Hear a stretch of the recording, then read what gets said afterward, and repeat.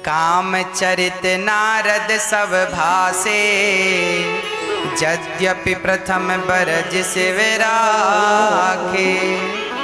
बहुत समझाया था शंकर जी ने, पर नहीं समझे और जाकर भगवान नारायण से कह दिया कि प्रभु मैंने काम को, क्रोध को, लोभ को मैंने जीत लिया है। अब भगवान से कहा कि प्रभु सब आपकी दया थी, हमने सब जीत लिया। पहले तो कह दिया कि हमने जीत लिया और बाद में कह दिया कि आपकी दया थी। बहुत समझाया पर नहीं समझे। जब नहीं समझे ना तो परिणाम देखिए क्या होता है। भगवान समझ गए कि नारद जी का इलाज करना पड़ेगा, इनकी बीमारी जरा ज्यादा ही बढ़ गई है। अब नारद जी दर्शन किए, भगवान से मिले, चले गए। माता लक्ष्मी ने कहा कि प्रभु ये बताइए आपने नारद जी का अहंकार और क्यों बढ़ाया। भगवान नारायण ने कहा देवी, नारद जी को शंकर जी ने दवाई दी थी कि अहंकार का फोड़ा छोटा सा है, दवाई ले लेते तो बैठ जाता, पर शंकर जी की बात नहीं मानी और मेरे पास आए तो इनका फोड़ा बड़ा हो गया है। अब बड़ा हो गया है तो ऑपरेशन करना पड़ेगा। इतना भी बड़ा नहीं हुआ कि तुरंत ऑपरेशन कर दिया जाए। जब आप जरा लेट हो जाते हैं ना इलाज में तो डॉक्टर कहता है फोड़ा बड़ा हो गया है, दवाई दे के और उसे पकाता है, इसलिए पकाता, पक जाएगा, चीरा लगा देंगे, ठीक हो जाएगा। तो नारद जी का जो अहंकार का फोड़ा था ना, अब कुछ ज्यादा ही पक गया है। तब भगवान ने बिल्कुल ऑपरेशन थिएटर तैयार कर लिया। अब ऑपरेशन करेंगे। ऑपरेशन जरा सुनो कैसा। तुरंत भगवान ने विश्व मोहिनी एक नगर बसाया, तुरंत माया से एक नगर बसा दिया। उस नगर में एक राजा, उसकी एक बेटी विश्व मोहिनी। अब नारद जी ऊपर से जा रहे हैं और नारद जी ने देखा नगर बड़ा सुंदर है, तो नारद जी नीचे आ गए। नीचे आए तो वहां के राजा ने नारद जी का स्वागत किया। कहा महाराज मेरी बेटी का परसों विवाह है, जरा हाथ देख कर बताओ कि स्वयंवर में पति कैसा मिलेगा। अब नारद जी ने जब विश्व मोहिनी को देखा तो नारद जी ऐसे देख रहे हैं, पलक ही नहीं झपकाते, ऐसे देखते जा रहे हैं, ऐसे टुकुर टुकुर टुकुर टुकुर टुकुर। ये नारद जी हैं, कह रहे थे हमने काम को जीत लिया, और अब महिला को देखे हैं तो पलकें झपकने का नाम नहीं ले रहे हैं। अब विश्व मोहिनी को नारद जी ने टुकुर टुकुर देखा और हाथ पकड़ा कि जरा देखें कि इनका भविष्य कैसा है। तो नारद जी ने हाथ ऐसे पकड़ा कि छोड़ने का नाम ही नहीं ले रहे।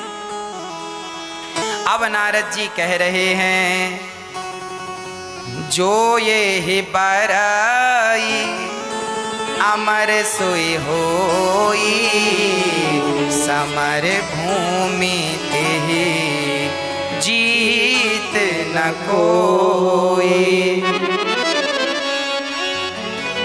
जो इसे बरेगा उसे जीतने वाला कोई नहीं है। अब नारद जी समझ गए क्यों ना मैं ही इससे विवाह कर लूं। अभी कामदेव को जला के, अभी कामदेव को पराजित किए हैं और तुरंत देखो भगवान की ऐसी माया है। तुम कह रहे हो ना हमने काम को जीत लिया, भगवान बोले अच्छा मैंने अपने बल से, तुमने भक्ति के बल से जीता और अपना ठप्पा ठोक रहे हो।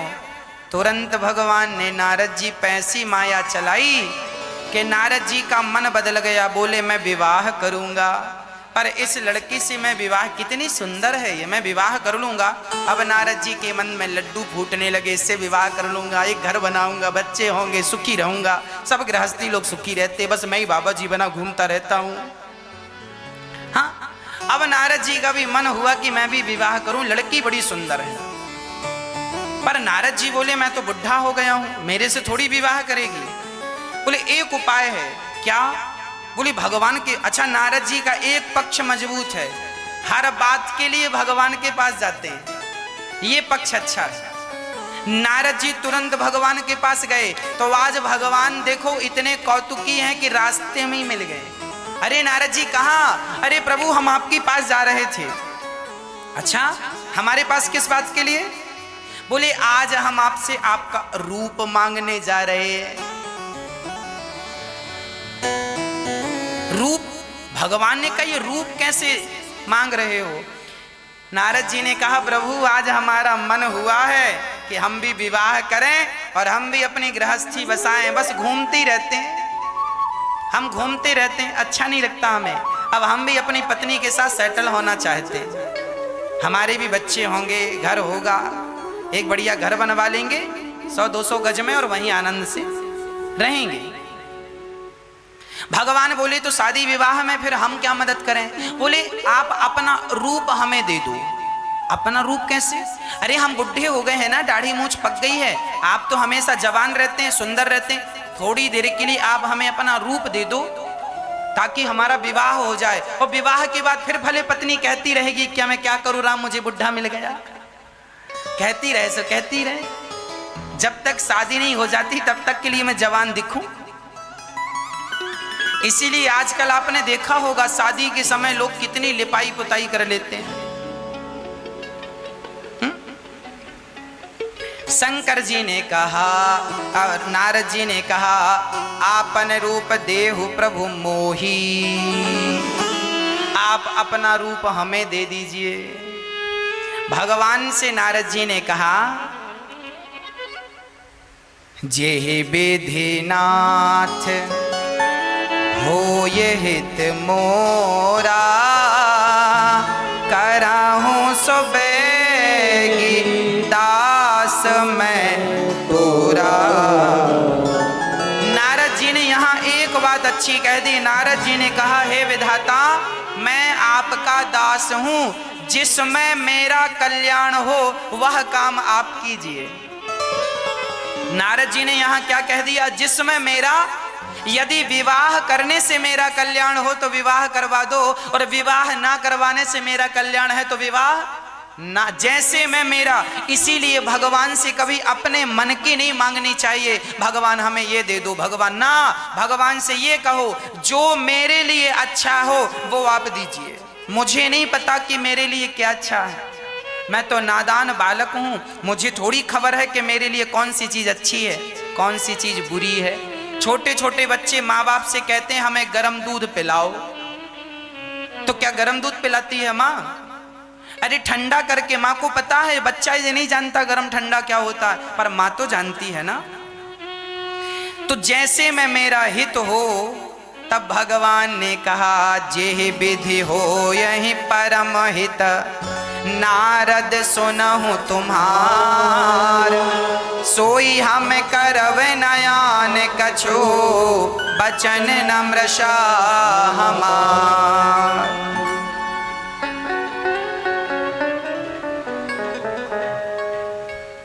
नारद जी को भगवान ने अपना रूप दे दिया। अच्छा पहले गांव में ऐसे ही होता था, लड़की वाले लड़के को देखने आते थे ना तो लोग पड़ोस से सोफा मंगा के ले आते थे ताकि लड़की वालों को लगे कि भाई इनके घर सोफा भी है।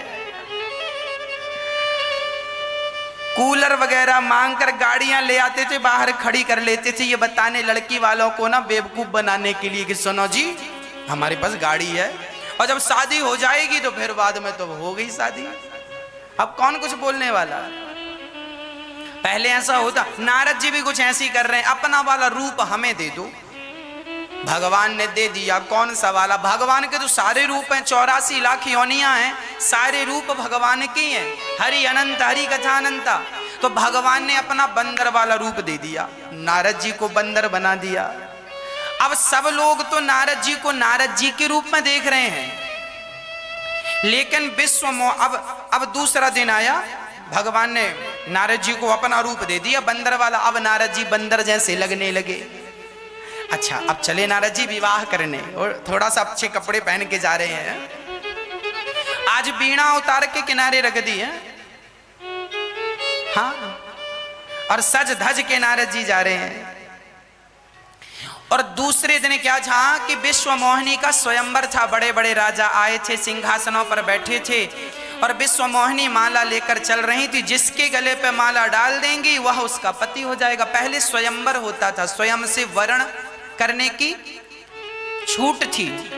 तो वहां पर नारद जी गए, और जिस लाइन पे विश्व मोहिनी जा रही थी, तुरंत नारद जी वहां जाके कुर्सी पे आगे बैठ गए और विश्वमोहिनी से कहने लगे, आ जाओ इस तरफ, आ जाओ, हम बैठे हैं, आओ इस तरफ। अब विश्वमोहिनी माला लेके गई और देखा तो राम राम बंदर। विश्वमोहिनी को बड़ा बुरा लगा, हे भगवान मैं इतनी गई गुजरी हूं कि मेरे विवाह में बंदर भी आए हैं। अब विश्वमोहिनी ने उस लाइन को ही छोड़ दी और दूसरी लाइन तरफ चली गई माला लेके। नारद जी को लगा हो सकता है इन्होंने मुझे अच्छे से देखा नहीं है। अब नारद जी तुरंत इस लाइन से उठे, उस लाइन में जाकर बैठ। देखो नाच रहे हैं नारद जी, और अभी कह रहे थे हमने काम को जीत लिया, और देखो अभी ये काम के चक्कर में नाच रहे हैं कि नहीं। इस लाइन को छोड़कर अब उस लाइन में जाकर बैठ गए। वहां जाकर बैठे, विश्वमोहिनी आई और उन्होंने देखा, हे भगवान, विश्वमोहिनी ने कहा ये बंदर तो पीछे ही पड़ गया। अब विश्वमोहिनी ने उस लाइन को भी छोड़ दिया।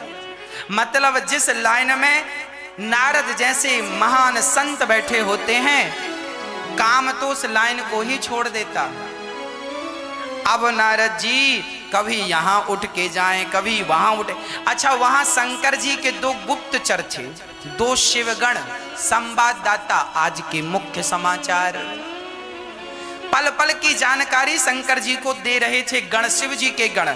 और वो शंकर जी, अच्छा उन गणों को ना बिल्कुल दिख रहा था कि ये बंदर बने हैं नारद जी, तो वो बड़ी मजा ले रहे थे।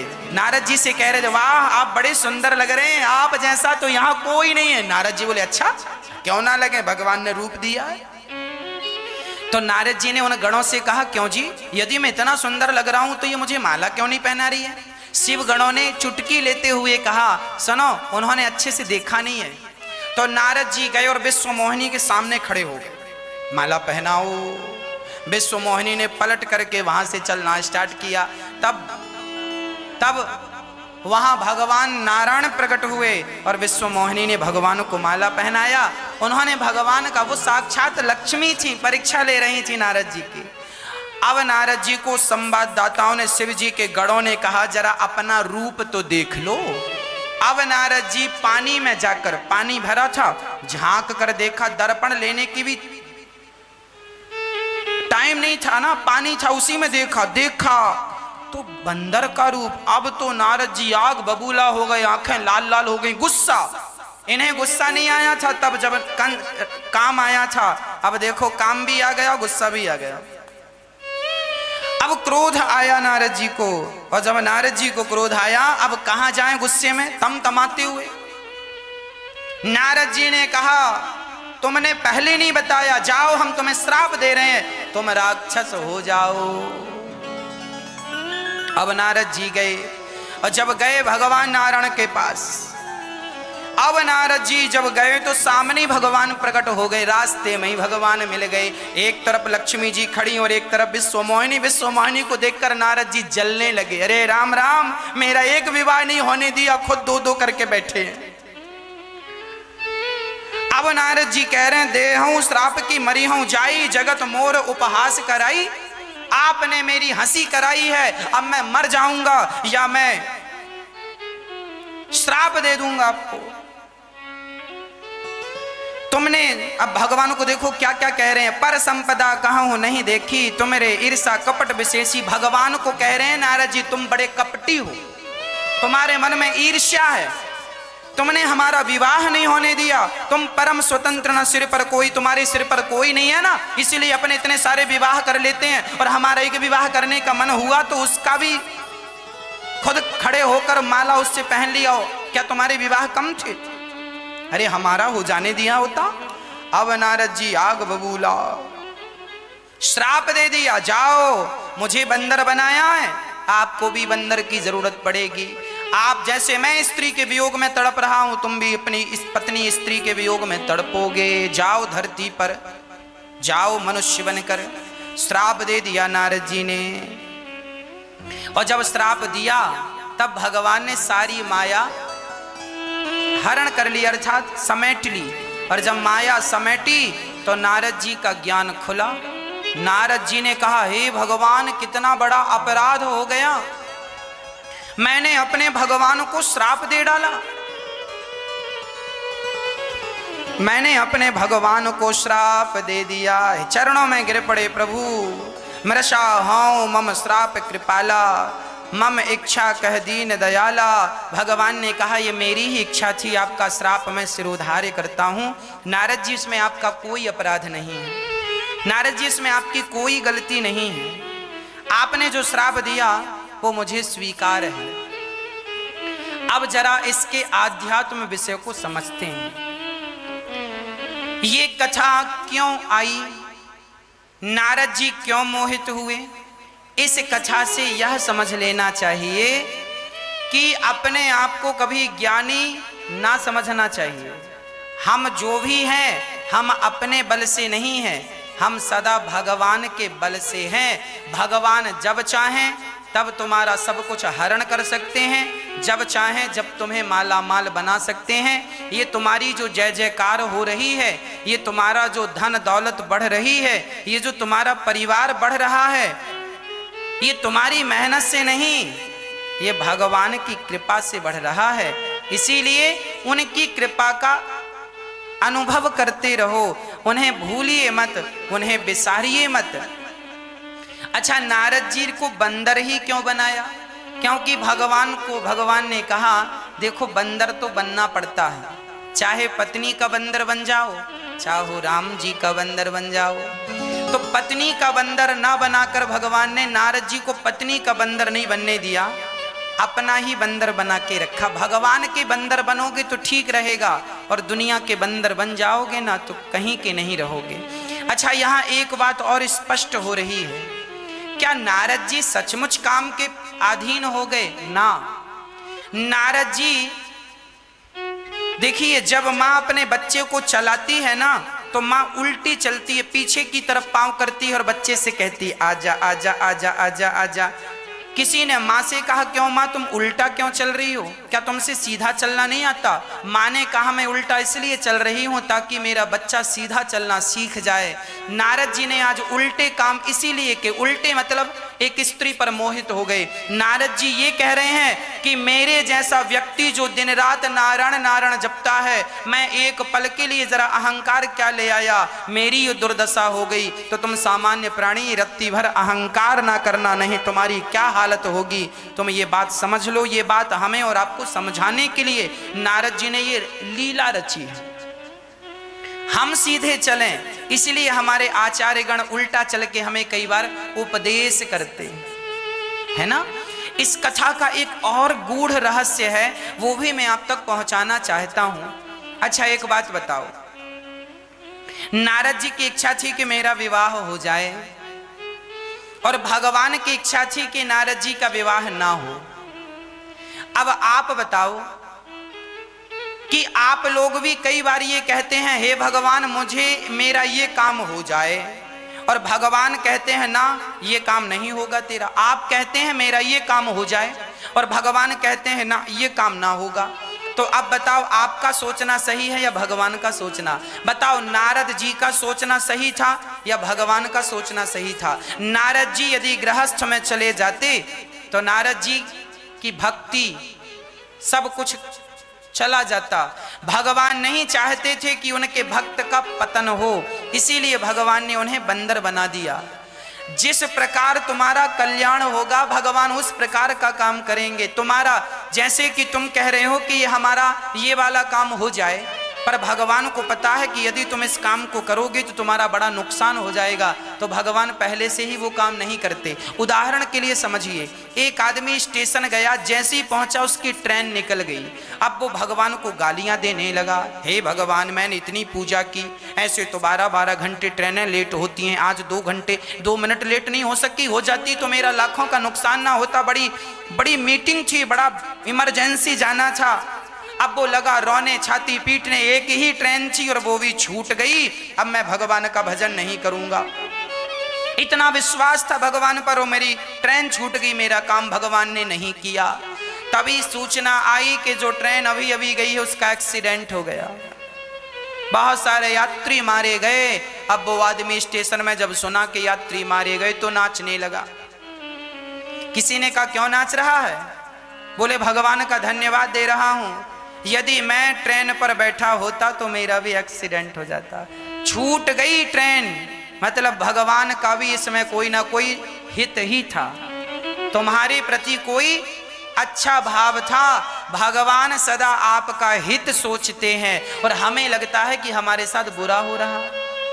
नारद जी के विवाह ना होने में नारद जी का कल्याण था और भगवान ने विवाह ना करके नारद जी का ही भला किया है।